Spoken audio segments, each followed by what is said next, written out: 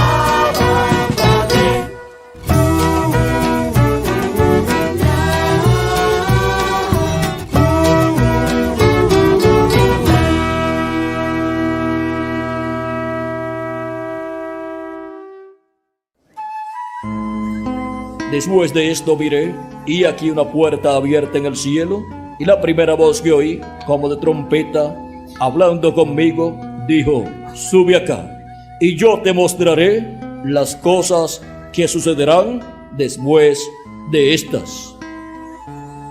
A continuación, el doctor William Soto Santiago en un segmento de una de sus conferencias.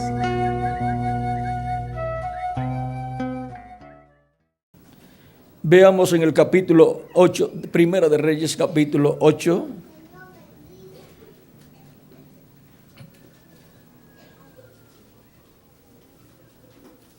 Verso 1 en adelante dice: entonces Salomón reunió ante sí en Jerusalén a los ancianos de Israel, a todos los jefes de las tribus y a los principales de las familias de los hijos de Israel, para traer el arca del pacto de Jehová de la ciudad de David, la cual es Sión.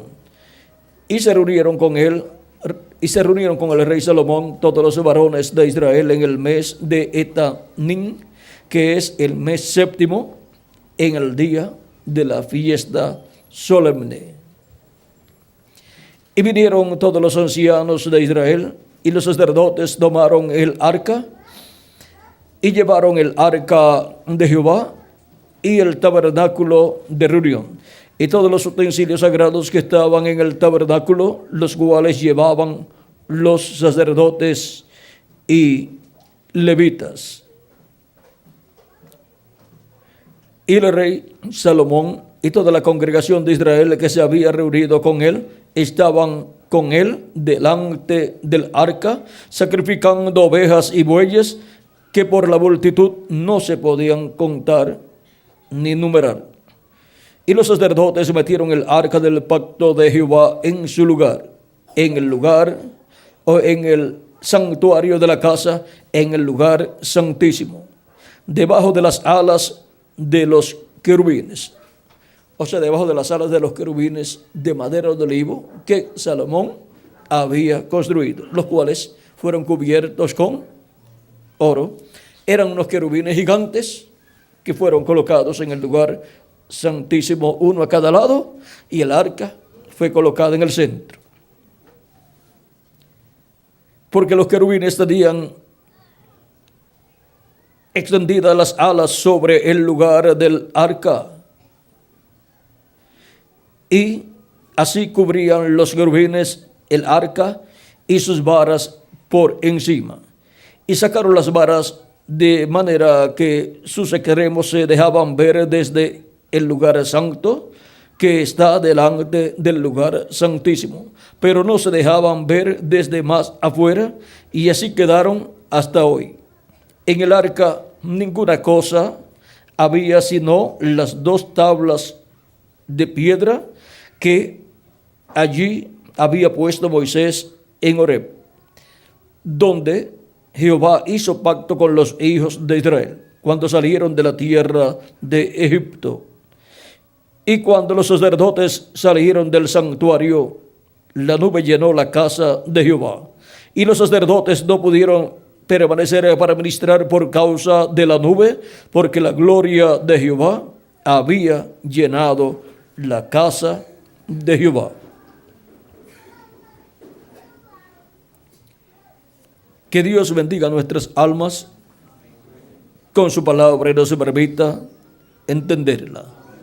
Nuestro tema es la dedicación del templo por Salomón, el hijo de David. Pueden tomar asiento si tienen la bondad.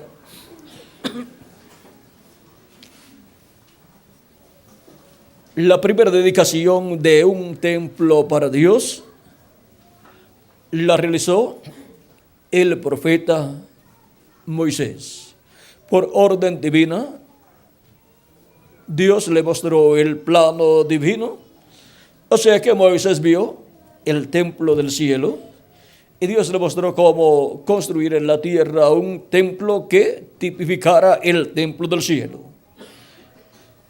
Y Dios le mostró todos esos símbolos que él tenía que colocar en ese tabernáculo, y le dijo cómo hacer ese tabernáculo, qué le pondría por techo, qué le pondría por paredes, qué le pondría por piso, y así por el estilo, y las cosas que estarían dentro de ese templo. Y luego el mismo Moisés ofreció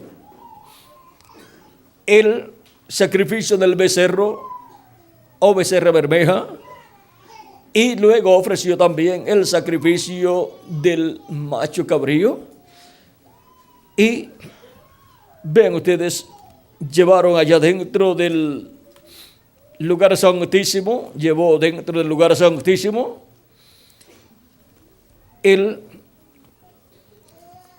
la sangre del macho cabrío. Veamos Hebreos capítulo 9. Nos dice, ahora así fue bajo el primer pacto, dice, capítulo 9, verso 16 en adelante, dice, porque donde hay testamento es necesario que intervenga muerte del testador, porque el testamento con la muerte se confirma, pues no es válido entre tanto que el testador vive. de donde ni aún el primer pacto fue instituido sin sangre. Porque habiendo anunciado Moisés todos los mandamientos de la ley a todo el pueblo, tomó la sangre de los becerros y de los machos cabríos con agua, lana escarlata y hisopo, y roció el mismo libro y también a todo el pueblo, diciendo: esta es la sangre del pacto que Dios os ha mandado. Y además de esto, roció también con la sangre el tabernáculo y todos los vasos del ministerio. Y casi todo es purificado según la ley, con sangre, y sin derramamiento de sangre no se hace remisión. Fue pues necesario que las figuras de las cosas celestiales fuesen purificadas así. O sea que todos aquellos símbolos que estaban allí dentro del templo, o sea, todas las cosas que Moisés allí hizo, son nada menos que los tipos y figuras de las cosas celestiales, de las cosas del cielo. Por eso el tabernáculo que construyó Moisés representa el templo celestial y también representa a la iglesia del Señor Jesucristo, porque la iglesia del Señor Jesucristo es un templo espiritual. Dice, pues fue pues necesario que las figuras de las cosas celestiales fuesen purificadas así, pero las cosas celestiales mismas con mejores sacrificios que estos. Las cosas celestiales serían purificadas con sangre, pero no con sangre de un animalito, sino con la sangre preciosa de nuestro amado Señor Jesucristo.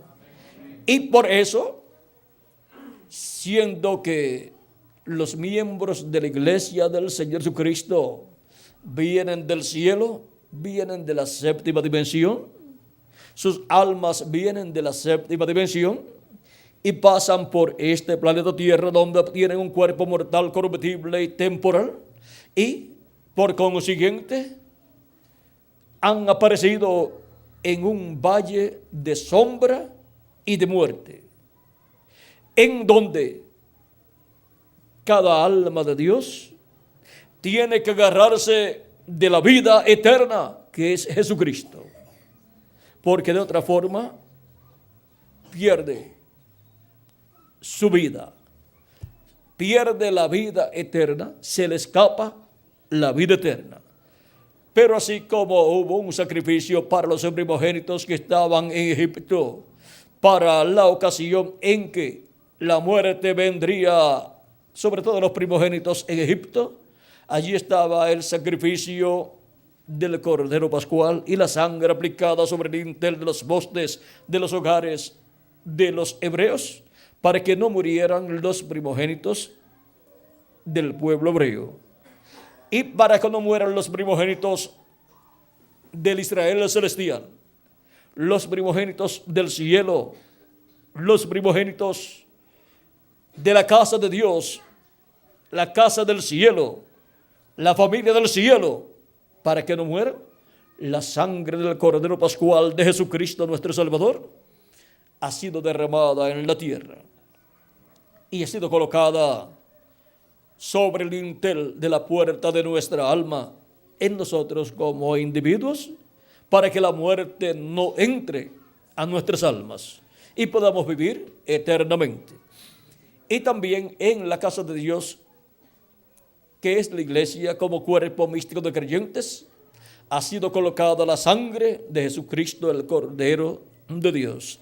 Ahí la puerta, y la puerta es Jesucristo, nuestro Salvador. Ahí está la sangre que nos protege para que no muramos, para que la muerte no pueda llegar a nosotros, sino que permanezcamos con Cristo, porque el que entra por esa puerta, el que por mí entrare, será salvo, dice el Señor Jesucristo. Él es la puerta del redil de las ovejas, y el redil de las ovejas es la iglesia del Señor Jesucristo, y en esa puerta está la sangre de redención. La sangre que impide que la muerte entre a esa casa, porque esa casa está llena de vida eterna, la cual nos da Jesucristo nuestro Salvador. Y ese es el único lugar seguro, estar en la casa de Dios, entrando por la puerta que es Jesucristo nuestro Salvador. Y eso es estar en Cristo, porque Cristo es su iglesia también, así como un grano de trigo cuando es sembrado, nace y lo que aparece no es un grano de trigo, es una planta de trigo. Y esa planta de trigo es el grano de trigo convertido en planta de trigo para llevar muchos granos de trigo. Y Cristo, al morir en la cruz del Calvario, resucitar y ascender al cielo, ahora la iglesia del Señor Jesucristo es su cuerpo místico de creyentes donde Él está para reproducirse en muchos granos de trigo, en muchos hijos e hijas de Dios. Siendo Él el Hijo de Dios, su reproducción es ¿qué? Hijos e hijas de Dios. Y ahora podemos ver que esa casa es la familia de Dios. No es una casa de 4 paredes, sino que es una casa de seres humanos. Es una casa, una familia, una descendencia. La familia de Dios, la descendencia de Dios. ¿Sabían ustedes que Dios tiene descendencia? No tiene ascendencia, pero tiene descendencia. ¿Ven? No tiene ascendencia.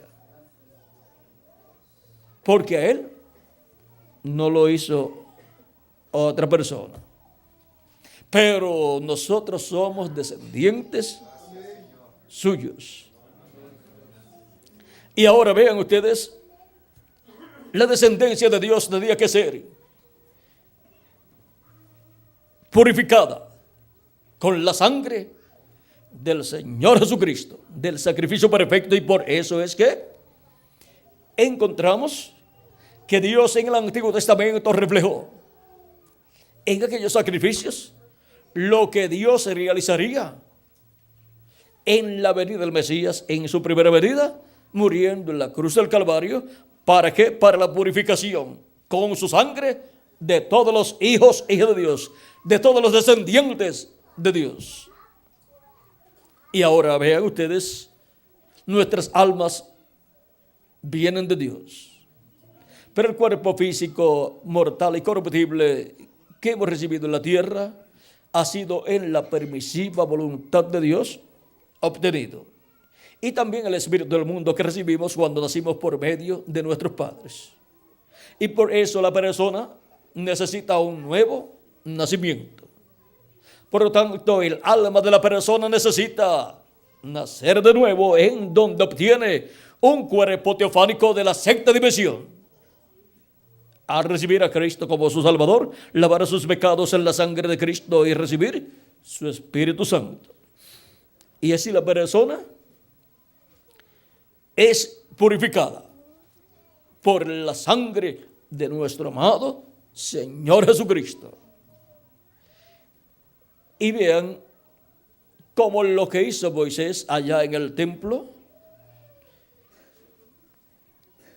al esparcir la sangre de los becerros bermejos o becerro bermejo y del macho cabrío, esparcir la sangre sobre todo lo que estaba allí. Pues dice, además de esto, dice, tomó la sangre de los becerros y de los machos cabríos con agua, lana escarlata y hisopo, y roció el mismo libro, y también a todo el pueblo, diciendo, esta es la sangre del pacto que Dios os ha mandado. Y además de esto, roció también con la sangre el tabernáculo y todos los vasos del ministerio, Y casi todo es purificado según la ley con sangre. Y sin derramamiento de sangre no se hace remisión. Fue pues necesario que las cosas las figuras de las cosas celestiales, o sea, lo que tipificaba las cosas celestiales eran las cosas que estaban en el templo o tabernáculo que construyó Moisés y aún el mismo templo. Pero las cosas celestiales mismas con mejores sacrificios que estos. Porque no entró Cristo en el santuario hecho de mano, figura del verdadero, sino que en el mismo cielo para presentarse ahora por nosotros ante Dios. Pues Cristo es el sumo sacerdote. Siendo el sumo sacerdote, no del templo terrenal, por eso cuando murió, no presentó su sangre en el templo que estaba allí en Jerusalén, sino que la llevó al lugar santísimo del templo de Dios en el cielo, y allí se presentó por nosotros para interceder por nosotros, para reconciliarnos con Dios. O sea que el ser humano sin Cristo está perdido. Sin Cristo el ser humano no puede vivir eternamente. Solamente vive una temporada de tiempo aquí en la tierra y después será juzgado. Y miren lo que sucederá. Vamos a leer en San Juan capítulo 3. A esta verdad bíblica todo ser humano se tiene que enfrentar. Y el que no lo haga estando viviendo en la tierra, después tendrá que enfrentarse a las consecuencias por no haberse enfrentado mientras vivió en la tierra. Dice capítulo 3 de San Juan, verso 14 en adelante: y como Moisés levantó la serpiente en el desierto, así es necesario que el Hijo del Hombre sea levantado. Cuando Moisés levantó la serpiente de bronce en el desierto en una vara, las personas que eran mordidas por serpientes venenosas miraban a esa serpiente de bronce y quedaban libres del efecto del veneno de las serpientes. No morían. Las personas que no miraban morían. ¿Por qué? Porque aquella serpiente de bronce representa el pecado ya juzgado. Y si ya estaba juzgado, pues la persona no tenía que morir por su pecado. Por lo tanto, el veneno de las serpientes que mordían a las personas era anulado. Y ahora, aquella serpiente de bronce representa a Cristo siendo levantado en la cruz del Calvario para que toda persona que mira a Jesucristo y lo recibe como su Salvador, el veneno del pecado sea quitado, sea anulado y podamos vivir eternamente. Para que así no muramos, no tengamos que morir, sino que podamos vivir eternamente. Pero las personas que no miran a esa serpiente de bronce, allí en el Antiguo Testamento, tenían que morir. Las personas que eran picadas o mordidas por esas serpientes venenosas. Y recuerden que en el huerto del Edén, la serpiente antigua, la serpiente ya mordió la raza humana con el pecado. El veneno del pecado lo introdujo en la raza humana. Y esa es la causa de la muerte del ser humano. Tanto de la muerte física como de la muerte espiritual. Y ahora, para que el ser humano no muera eternamente, sino que pueda vivir eternamente, hay que colocar nuestra vista, nuestra mirada a Cristo, a Jesucristo crucificado, y recibirlo como nuestro Salvador, como el sacrificio por el pecado, para que quede anulado el veneno del pecado que introdujo la serpiente allá en el huerto del Edén. Ven, no hay otra salida para el ser humano. Hay personas muy sabias en la tierra que piensan que por su sabiduría y porque han obtenido grandes grados o doctorados o son científicos, creen que tienen algo importante, pero no. Se tiene algo importante cuando la persona ha recibido a Cristo como su Salvador. Eso es lo más importante que usted obtiene, porque usted está recibiendo vida eterna y está siendo anulado el veneno del pecado que introdujo la serpiente allá en el huerto del Edén. Pero vean, ningún ser humano por su propia sabiduría o por su propio dinero puede obtener vida eterna. Ninguna persona puede anular el veneno del pecado introducido allá en el huerto del Edén, en la raza humana. Solamente mirando a Jesucristo, nuestro Salvador, recibiéndolo como nuestro Salvador, es que queda anulado el veneno del pecado y queda anulada la muerte. Por lo tanto, podremos vivir eternamente con Jesucristo. Aunque nuestro cuerpo físico se muera, no hay ningún problema. Cristo ha prometido en el capítulo 6, luego continuaremos con el capítulo 5, capítulo 6 de San Juan, verso 39 al 40. Y esta es la voluntad del Padre, el que me envió, que de todo lo que me diere no pierda yo nada, sino que lo resucite en el día posterior. ¿Ve? Hay una resurrección para todos los que el Padre le ha dado a Jesús, para que reciban salvación. Y ahora vean lo que a continuación dice: y esta es la voluntad del que me ha enviado, que todo aquel que ve al Hijo y cree en Él tenga vida eterna, y yo le resucitaré en el día postrero. O sea, en el séptimo milenio, Él le resucitará. Y ahora continuemos leyendo aquí, en el mismo capítulo 3 que estamos leyendo anteriormente, verso 15 a continuación. El verso 15 dice: para que todo aquel que en Él cree no se pierda, mas tenga vida eterna. La única forma o única manera de evitar que nuestra alma se pierda es ¿cuál? Mirando a Jesucristo y su sacrificio en la cruz del Calvario, y recibiéndolo como nuestro Salvador, y lavando nuestros pecados en su sangre, y recibiendo su Espíritu, y así obteniendo el nuevo nacimiento, porque el que no nazca de nuevo no puede ver el reino de los cielos o reino de Dios. El que no nazca del agua y del Espíritu no puede entrar en el reino de Dios. Ahora, no hay otra salida para el ser humano. La única salida es mirando a Jesucristo como nuestro Salvador, recibiéndolo como nuestro Salvador, lavando nuestros pecados en su sangre y recibiendo su Espíritu Santo. Y una persona que lo ha recibido, sea hombre o mujer, es una persona sabia. Tiene más sabiduría que cualquier persona que tenga los doctorados más grandes que pueda tener un ser humano y que no haya recibido a Cristo. Porque tiene la sabiduría del cielo, la sabiduría de Dios, para recibir a Cristo como su Salvador, y ahí quedaría anulado el veneno del pecado y quedará anulada la muerte y la sentencia de muerte. Ahora sigue diciendo, leemos de nuevo el verso 15: para que todo aquel que en Él cree no se pierda, mas tenga vida eterna.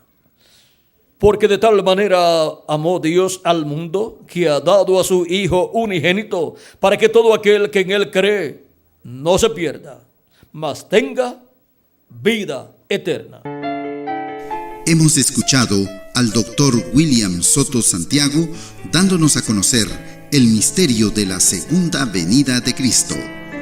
Reciba estas publicaciones impresas en libros, grabadas en audio y video, dirigiéndose a la siguiente dirección: Auditorio Obreros de la Hora Undécima, ubicado a una cuadra al norte del campo de fútbol Salinas 2, La Blanca, San Marcos.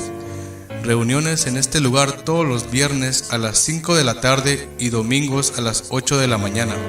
La entrada es completamente libre. Comuníquese con nosotros a los teléfonos 5896-0151 y 3333-9709. Visite nuestra página oficial en internet www.carpa.com. Que Dios les continúe bendiciendo y será hasta una próxima ocasión.